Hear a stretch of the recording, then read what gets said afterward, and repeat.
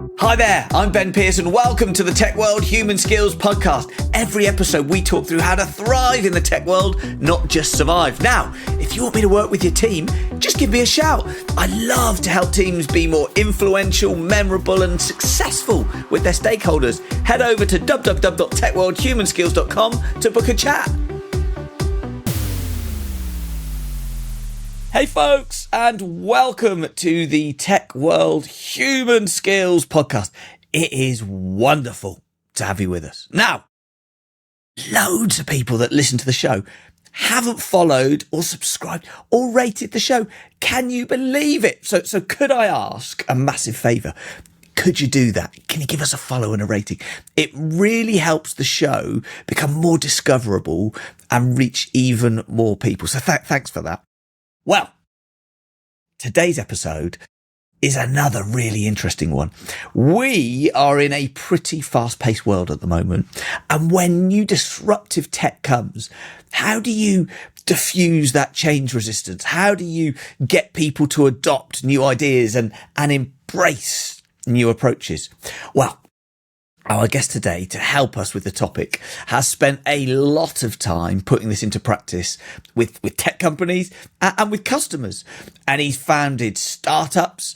He's worked at Oracle, at Microsoft, and now he's the Senior Vice President of Sales and Go-to-Market at IFS Industrial Intelligence. So please welcome to the show, Matt Quinn. Matt, it is lovely to have you with us.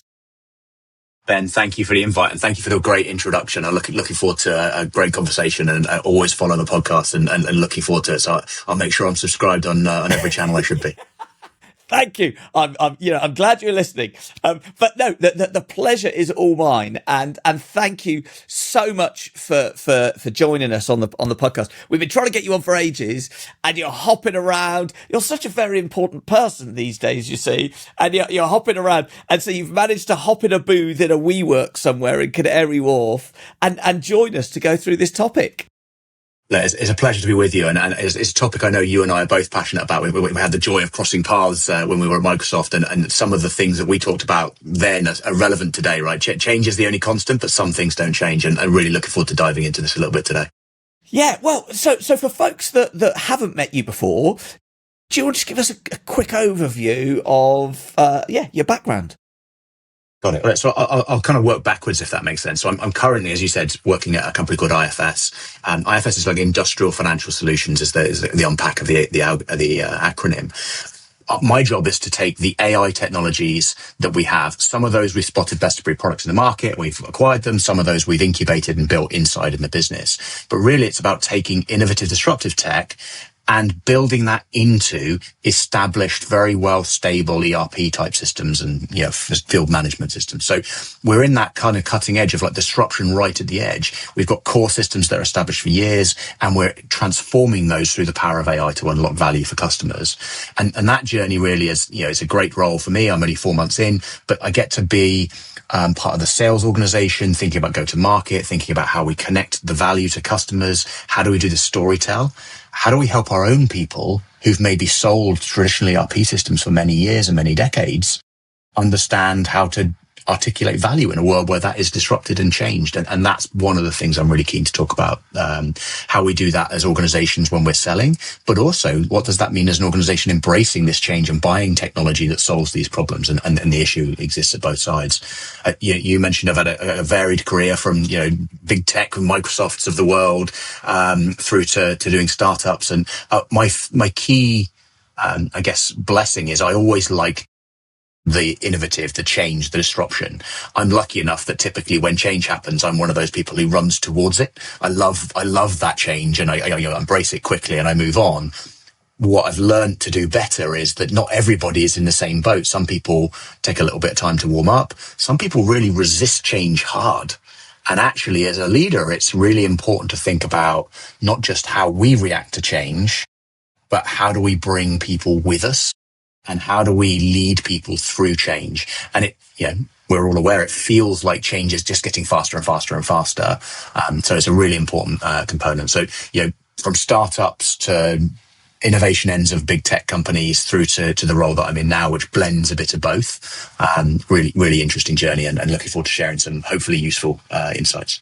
Yeah, and it's interesting, as you were introducing yourself there, and you were saying things like ERP, finance systems, or, my business starts going to these big core business platforms that have been in place for years, that are the core essence of a business, that process all the revenue, all the business process, all the things that make the business work.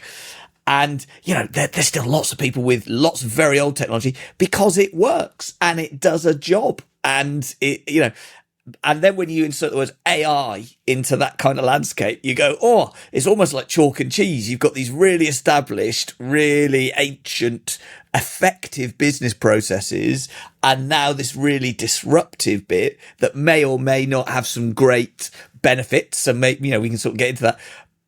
But that's a difficult world to kind of try and energize and disrupt. It's a real balance, right? So, and when you think about ERP, you think about core business processes. You want those to be rigorous. They need to be auditable. They've probably got compliance rules in them. Yeah. So that structure, that governance, that control you want to maintain. Yeah. But at the same time, you want this agility of AI. You want the power to adapt and to innovate. And so bringing that balance together and identifying what parts of this system can I keep, well controlled and governed and auditable, but I don't want that to slow me down and stop me from innovating. And so finding that right balance for your organization, and for which parts of a process do I want to keep constant and which parts of a process can I disrupt. And the bit that's really interesting in the world that I work in, IFS always focused on industrial customers.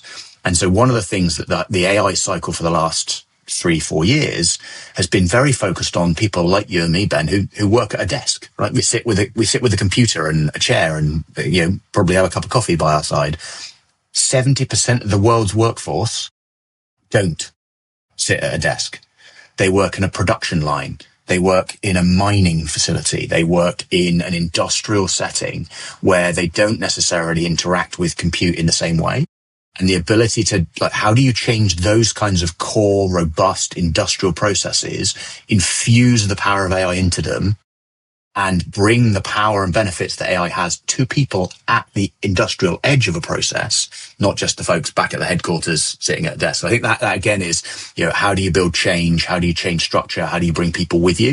Because I think, as much as we talk about AI, AI is an enabler of people. That's where it's more successful than the kind of disruptive kind of messaging that's out there. Okay. And so I guess the disruption, the change in these 70% of all these other jobs is only going to get more and more and faster and faster. Is that what you're sort of thinking over the coming years? Yeah, it absolutely is. And you can see that snowballing, and it's about how do you team? How does change happen? We saw this in manufacturing with robotics doing lots of heavy lifting, doing lots of dangerous jobs in very structured processes. You can see that now as AI can be infused into processes.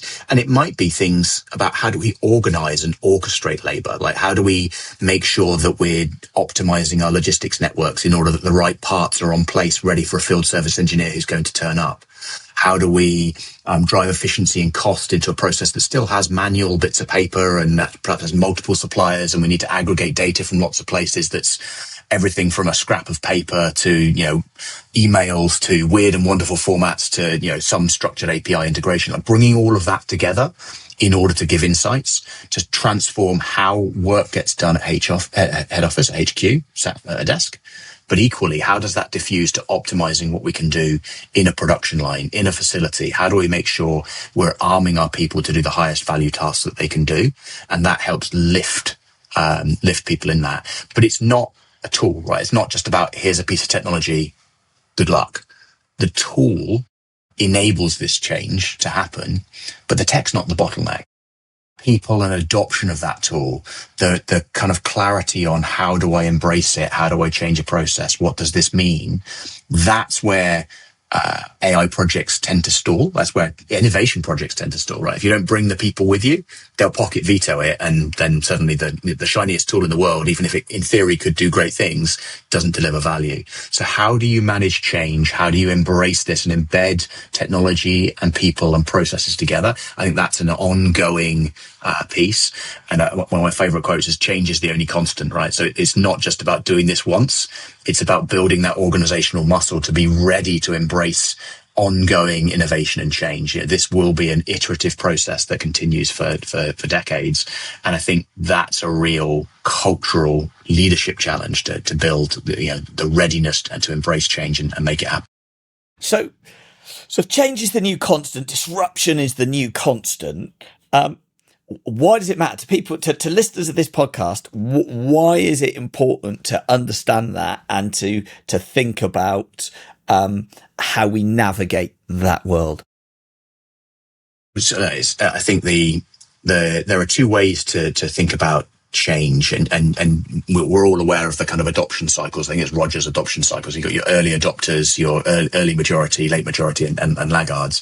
The reality is, we have all, either directly or through colleagues, friends, family, seen people who were at the top of their game. Like they absolutely owned their expertise in whatever it was that they were an expert at.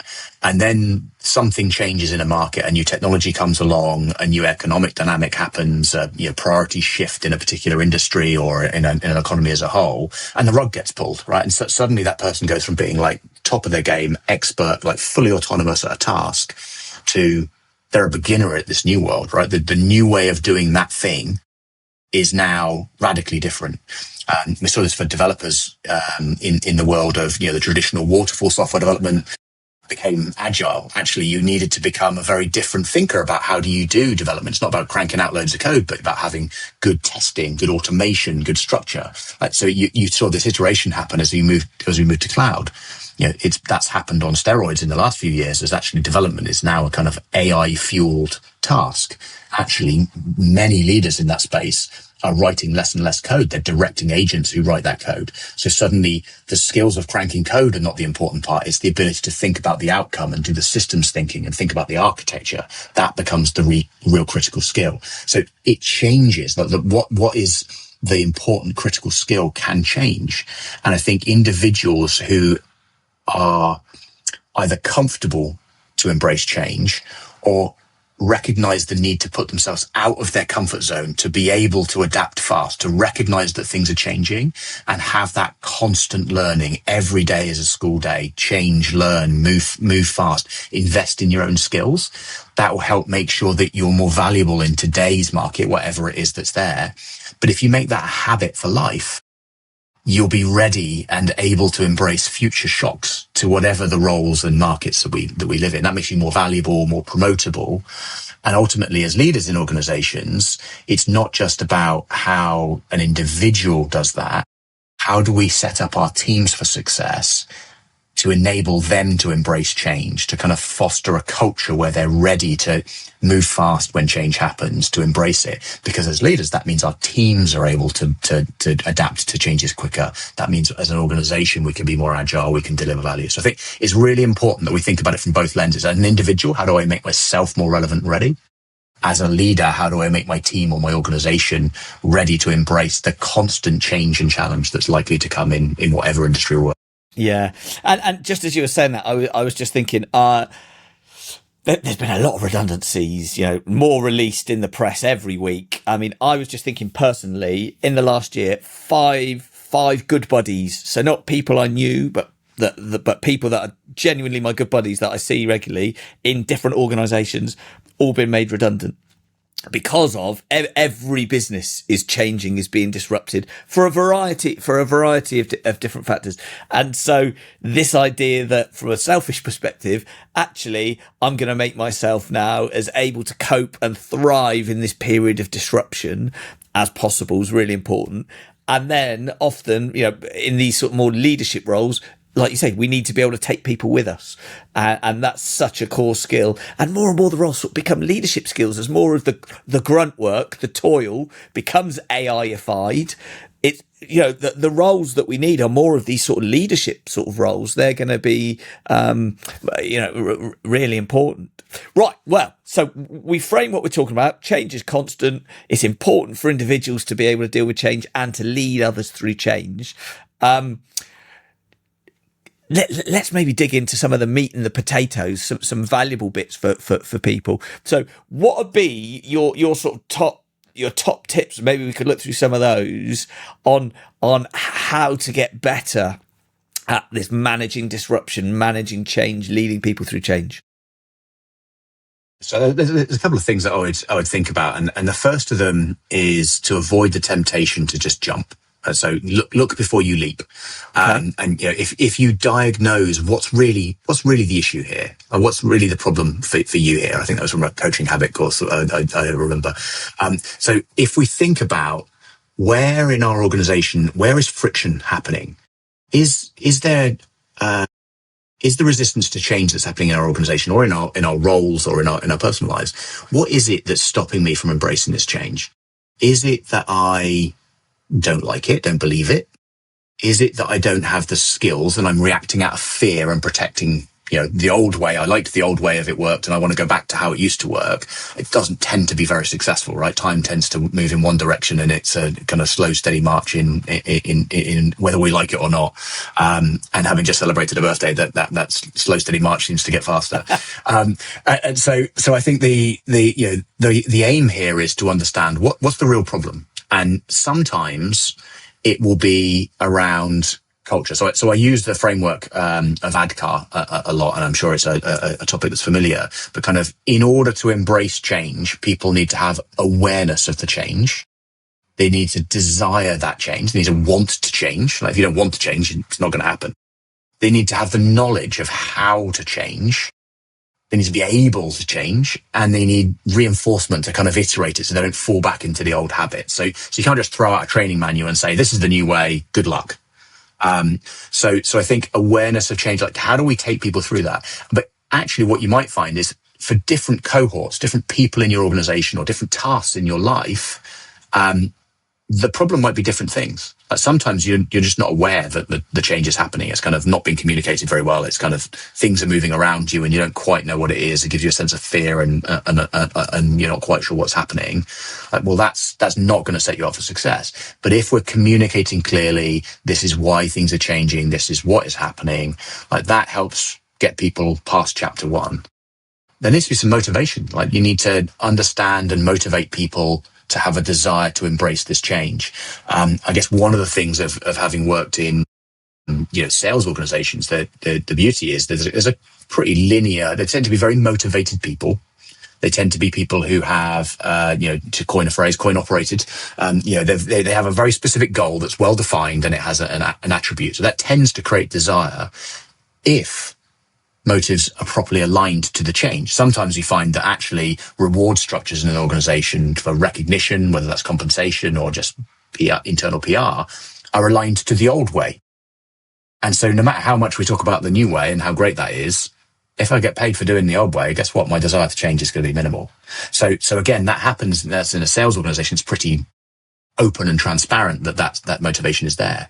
In any organization, in any role, there are reward structures, whether they're the pat on the back, or they are the promotion, or the visibility, or whatever it is in the job.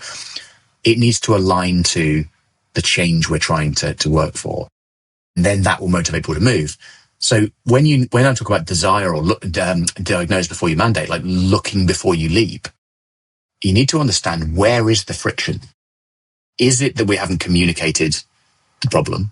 Is it that our reward structures aren't creating the desire for people to move towards the destination we want them to be? Have we not armed them with the knowledge about why this new way is better, and the tools and how to work and how to operate in that new space? Have we trained them and given them the ability? Are we reinforcing the new way? Because habits don't change overnight. get up and go to the gym is not, you can do it for a while, but if you don't kind of get into a real habit and make it a daily thing or a weekly thing and a routine, you kind of fall out of it again. So that reinforcement, that leadership that goes there is really important. So if you're an organization building product that you need to sell, or you're an enterprise organization and you're managing processes, if those processes are changing, diagnose where the friction is. What is it that's stopping people from embracing whatever change it is that I'm advocating or seeking in my organization? And when you've done that, then you can think about how do you design making the new way the most rewarding, like create the desire structures that mean people want to go there and enable them, and remove risks. Like, what's the risk for people in changing from how it used to be to how you want it to be? How do I diagnose where the risks are for people, whether they're real or perceived? And then I can start to identify ways to improve a process and make it lower risk for people to come with us on that journey. They understand they want to do it, they know how to do it, and now we've got the support structures in place to go do it. So I think being really incisive about that, rather than just, here's the target state, meet you there, good luck. So I love this. I'm a massive fan of ADKAR. Used it lots, talked to people about it, massive fan. And that awareness and desire piece, so important. It's almost like Simon Sinek, start with why, isn't it? Start with why, awareness and desire. Now, this is the question I'm interested in now, maybe as we start to set this in the AI world.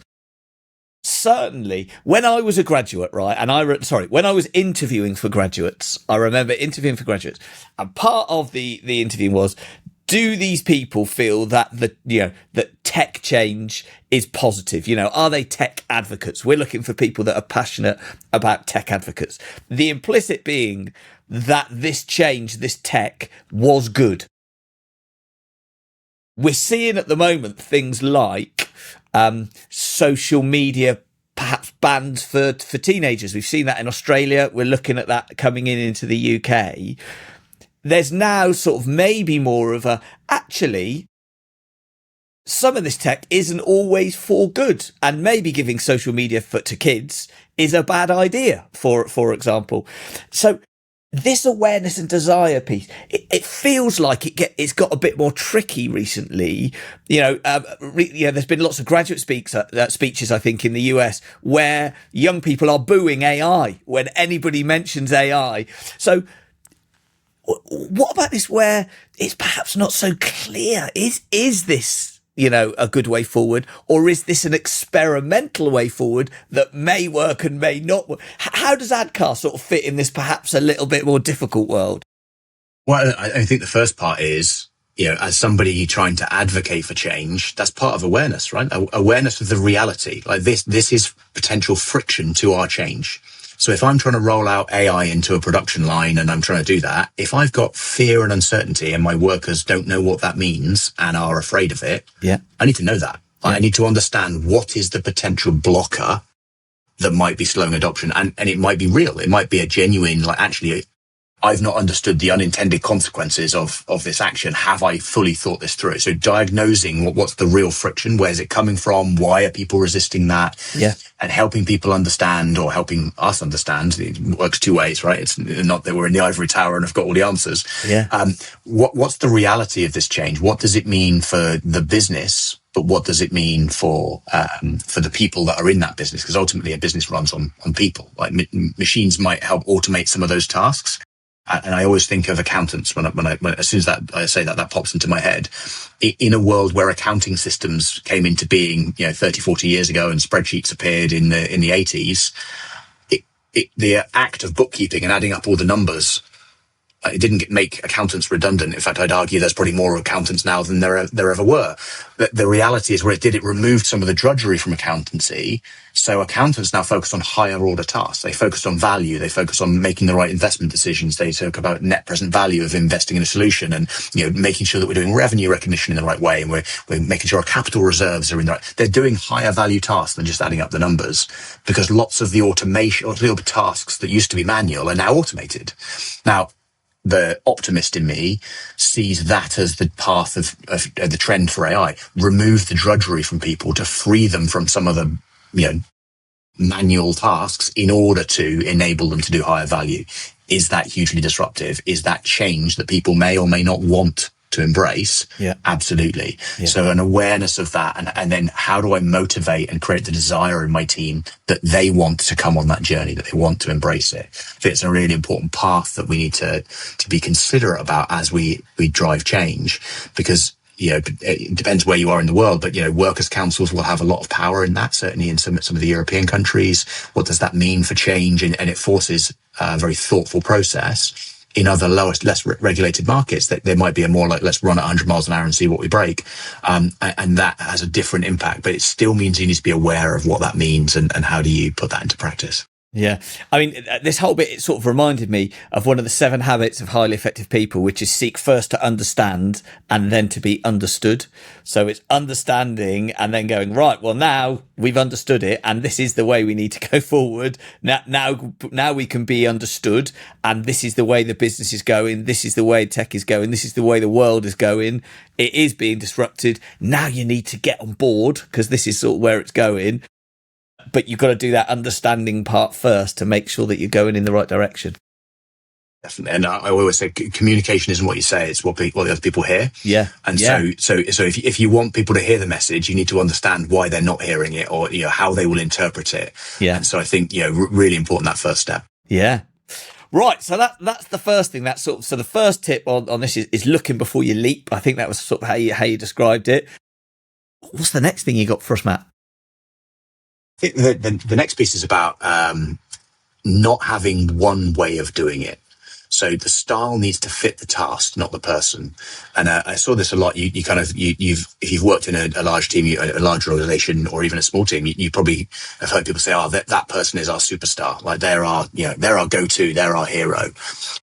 But that's situational, right? That's about the things that they are good at in that context. And you do have some people that just appear to be very good at things, and they have that natural piece, and they get that aura of the superstar.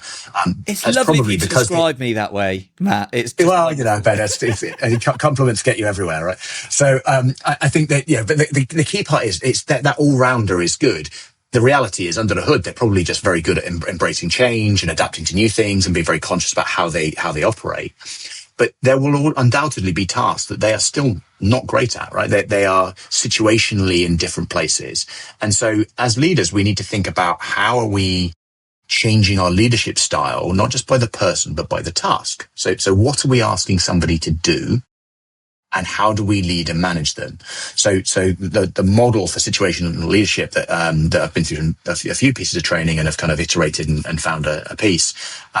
There's different styles that you have, and so for certain tasks, when somebody's a beginner at something, you need to be very directive. You need to be very outcomes oriented. You need to be very specific. You need to kind of do A, then B, then C.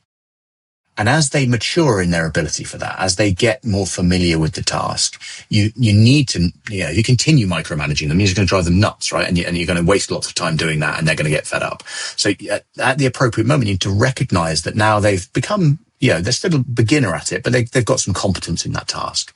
So then you can step back to kind of coaching them. Well, actually, now I'm not teaching you to do it. I'm not saying do A, then B, then C, but I might say, hey, in the alphabet, I know, like, are there other ways that these letters could be organized? Like maybe the task could be done differently. You can challenge, you can coach. Is this the best way for you? What's the real problem? So I think you change that leadership style as someone matures.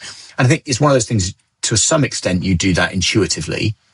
If you have children, you kind of like, you hold their hand and make them step one in front of the other, and then they kind of become a toddler and they can wobble around on their own, and you just kind of stay there to make sure they don't fall over. And then, suddenly they're a teenager, and like, you delegate the task of like, go fill the dishwasher and do your homework, and you leave them to it and just check in on them. So I think adapting that style as someone gets used to a task, it's not that it's the person is good or bad. It's that for individual tasks, they will go through various different levels of competency. And I think one of the things that it's easy to forget is if a core part of what we do changes, we might need to reset that. So somebody goes from being the expert on a particular thing, like a seller of software in an enterprise kind of business. suddenly the whole model of that switched to be cloud, and it's SaaS instead of install-based software, and it's sold on value, not on number of users, and it's sold in a different way, and it's got new features and new functions. Like, they might go from like completely autonomous and I can just run with this and I know how to do my job, to actually I need some more coaching. I've kind of come back to I've got to learn to walk again and kind of get ready to crawl and run. So I think how we lead people needs to change based on the task. And we need to recognize that it's not constant. When change happens, the way that we lead for some of those tasks might need to adapt again to where they are. And that's a constant reflex that we need to have as a leader. Am I coaching this person the right way? Am I micromanaging somebody who's autonomous? Am I leaving somebody who needs more coaching just to run with it and I've let them run feral? Mm. Yeah, and it's interesting as you're talking there, my mind keeps flicking between me as an individual and then me as a leader, and sort of going, well, actually, there are skills that are changing all the time. I need to now be good with using AI for certain tasks to remove the toil to become more productive. For example, things like things like that. There are also some things that change perhaps a little bit less, like how you listen to people or engage with people. People are people and have been people for several, a long time, thousands and thousands of years, and the nature of humans hasn't changed that much, the core and essence, even though the situations we find ourselves in has. So whereas some parts of me as an individual are going, right, I need to just be constantly adapting this part of myself. I need to be good at learning. Some parts can perhaps be a little bit more constant and count as experience that I can use. So as an individual, I'm sort of thinking like, where am I? Am I that early beginner or am I the mature? And parts of me are going to be, I'm a beginner in this area, but parts of me are, I'm very motivated and very mature in this other area. So I'm sort of thinking of myself as an individual like that, but then thinking about, well, and then how would I lead people that are in these different categories, so that I can lead them more effectively. And I think that the first part there is to be self-aware on it, and I think being open and transparent about it. And I know, and I'm not a great rigor and disciplinarian, right? So I know that I love the creative bits of the job. I love the customer facing. I love like ideating and workshops and like, let's make this work and run to the innovation end.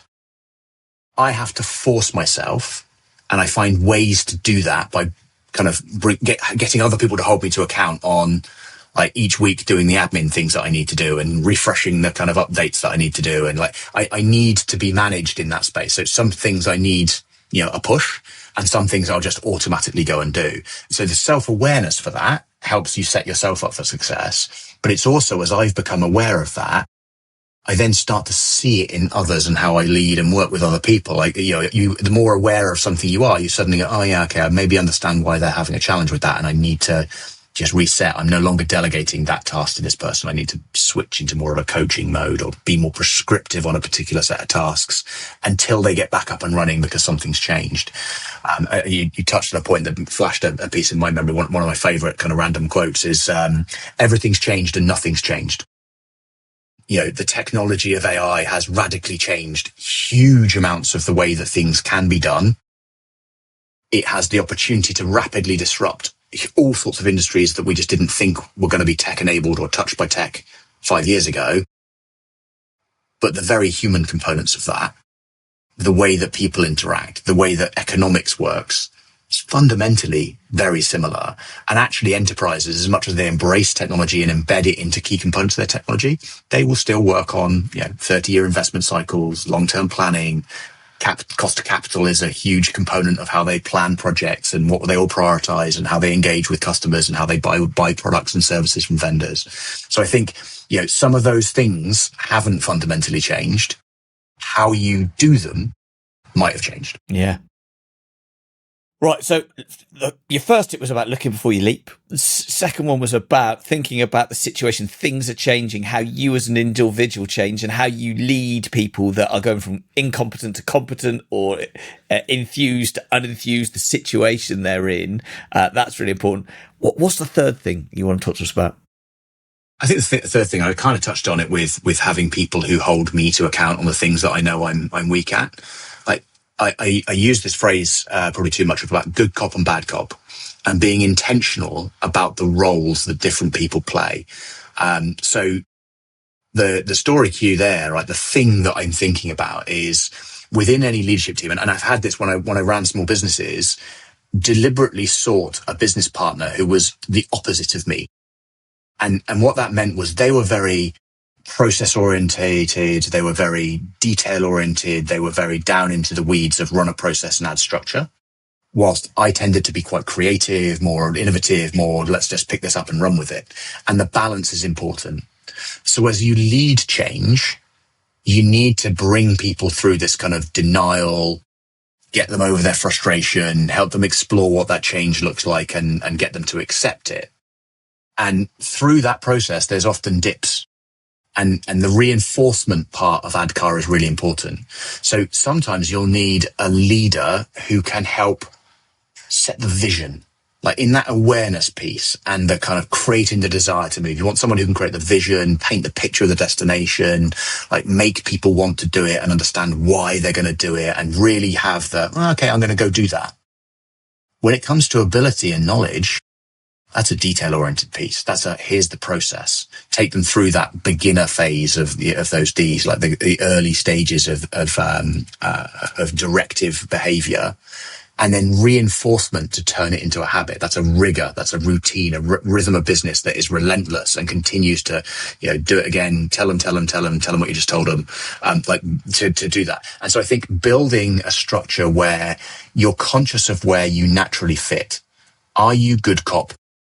Are you bad cop? And again, that might be situational, right? In different areas, you might want to consciously be good cop and identify who else in your leadership team can play bad cop that can make sure that the rigor and the diligence and the repetitive nature can be hammered out whilst you're setting that tone. If you're one person, you have to kind of flip-flop between being both. You feel authentic at neither of them. People start to not really understand how you're working. So in order to be authentic in those tasks, identifying how you as a team. And that might be, if you're a CEO of a business, then you might need to have somebody on your leadership team that you hire in that's that disciplinarian and you build that. If you've got a wider team, 4 different roles, how do you do it? And there's people, there's some people who've been immense demand gen leaders that I've worked with who are just relentless on this is the routine, the rhythm, the kind of process, where are you on this? Bang, bang, bang, bang, bang. Have you done these 5 things? What's the next 5 things you're going to do? And that detail person, now for me, that drives me crazy, but I know it needs to happen. So finding that balance, who's the good cop for this task? Who's the bad cop for this task? Being intentional about the roles that we each play and reinforcing that. That's often where ADKAR fails, right? You get people halfway through that journey. They came out of the training course and said, yeah, I get it. I'm on board. Let's go. And then you just left them to it. And slowly, guess what? They drift back to the old way of doing things. They don't fully embrace the new way, and it kind of stops being a habit. Yeah. That change unwinds. Yeah. So having that person who's going to be that rigor, the antithesis of that, to reinforce and make it the habit, keep going, keep pushing. I think that's why people like personal trainers, right? They they keep beating you up every week to say, no, push harder, push harder, push harder. Yeah. Interesting how you framed it, sort of good cop, bad cop. You can tell you like the vision and not the rigor. Otherwise, you might have done it the other way around. It might have been it's subjective, all right? Soft and fluffy. Setting this, these marketing people who kind of go. That's me. But I completely agree with you need the opposites. You need the vision, you need the governance and the execution. But again, it goes yin and yang might be a better way of phrasing it. Less controversial. Yeah. I'm only teasing. It's all good fun. But no, I'm with you 100% in that you need that creativity, then you need the detail, and both of them are absolutely essential, and they need to work in lockstep. And if you can get those two things to work together in lockstep, then that is so powerful. And it's also that bit about governance, isn't it, really, where if you go too hard on it, it becomes that micromanaging, and who wants the micromanager? But then if you do none of it, chaos rules, nothing changes. So it's getting that balance right, isn't it? Of sort of going, right, we're setting the vision and we're putting the routine in and people feel engaged and we're directing some people with maybe lower competence, but we're setting other people free with more. God, this leadership business is a complicated thing. It is, and I think it ever was, right? And I think that comes back to that. Some things just haven't changed, and so people are complex, and we need to, to lead. We need to understand people first, and then bring them on the journey. And I think that's a really important recognition that, that science is never finished. Yeah, fascinating. Love it. Right. I've just glanced at the clock. We are out of time, I'm afraid, Matt. So as we start to summarise this, what would be the key takeaways that you'd love people to take from this episode? So I think, we talked about the three things, but I think, what does it mean and what can I do like tomorrow? What can I do? Wake up on Monday morning and say, what am I going to do this week? And so I think if we talked about diagnose, if I think about the change I want to happen in my organization and I think about that ADKAR model within that, is it awareness? Is it desire? Is it knowledge? Is it activation or ability? Is it reinforcement? Diagnose what the gap is before you start throwing more training and comms out there. So I think lots of organizations' temptation is, we just need to do one more training course, one more piece of comms. That'll do. Like, diagnose what the real problem is. Step back from the detail. And then if you're thinking about the outcome, like what's the reward structure in my organization, and ensure that the new way, the thing I want, the target state when I've done this change, that's the thing that people will be recognized and rewarded for. Make sure that the rewards align with the outcome that we want to achieve. If you're in a sales role, that's, the new way is the fastest way to your number. If you're in a different business, that might be something completely different. But like that kind of alignment is really important. Then when you think about what does this mean from how I lead change, make sure I'm resetting that style by initiative. It's very easy to fall into the habit of, when I'm speaking to this person, I behave like this. And if I'm speaking to this person, they're a beginner, I behave like this. But like, just think about 4 different tasks. Do I need to flex that? Think about the good cop, bad cop, yin yang, whichever way around we do it. Like, be intentional about who holds me to account on the things that I know I'm weak on. And am I setting my team up with a balance of skills to make sure we've got all of these pieces in place? And, be aware that a dip will happen. Like when change is being embraced, people will be excited about it. And then the reality will kick in. Like, am I stuck in that trough? How do I reinforce rather than just launching and walking away? So mobilizing your innovators and your early adopters, like letting people who want to embrace change go fast, and then making them the heroes so they see their peers doing the right behaviors. Like, that's a good way to embrace change. So they're a little bit woolly at the edges for some of those, but they're things to be really intentional, reflect upon within your business. And then if you look at one change that you want to drive in your business, what's really missing? Where is it falling down? Is it awareness, desire, knowledge, ability, or reinforcement? Where is the gap? Be introspective. Maybe ask people, survey them in a trusted, safe space to say, look, we're trying to get this change done. What is it that's holding us back? Now, it's difficult to do that unless you do have a safe space where people will really tell you what's wrong, right? Otherwise, they're just going to blow smoke and say, oh yeah, it's all great. Like, so you need to have those people that trust and that culture in the organization. Find one who's willing to do that, take some risk, be that early adopter, help them prove the value of the change that you want to enact, and then make them the hero to showcase to everyone else. And I think that's a really powerful structure. So I encourage everybody to think about some change. It could be something practical that you want to change. Could be a whole scale change in your organization. Pick one thing, diagnose before you leap. Yeah. Love it. And from my perspective, sort of just as we have this conversation, the whole look before you leap, seek first to understand, then to be understood. I think that's really, really good, valuable thing to think about. I really like the way you talked about people are in different situations, and I as an individual are in different situations. So I need to adapt and learn and think about being self-aware, and then how I can lead the team in that. And then the whole good cop, bad cop, yin yang, opposites. You need every side in order to be successful. So true. It's diversity, isn't it? Really, you need that diversity of thought, of character, of ability, approach. And when all that comes together, it's a holistic effect. It's sort of greater than the sum of the parts. So yeah. Really, really interesting. Thank you so much for taking us through that, Matt. Now, if people want to get hold of you or anything like that, how's the best place if people have loved what you've been talking about? LinkedIn is the place for me. Like, find me on LinkedIn, reach out via a kind of direct message or a connect request. It tends to be the quickest route for me to find what's going on, have great conversations with people, and build that network. There is no magic bullet to this, so it's about an ongoing dialogue. Like, I would welcome feedback, right? Again, to that point of know what you don't know. Like, get feedback of, oh yeah, but this didn't work in my organization, or how does it work? Like, totally open to that. And Ben, thank you massively for the opportunity to share some thoughts and to catch up. It's been a while. No, it's been wonderful. So thank you so much for your time, your energy, your insight. It's been a pleasure. Thank you so much, Matt. Don't go yet.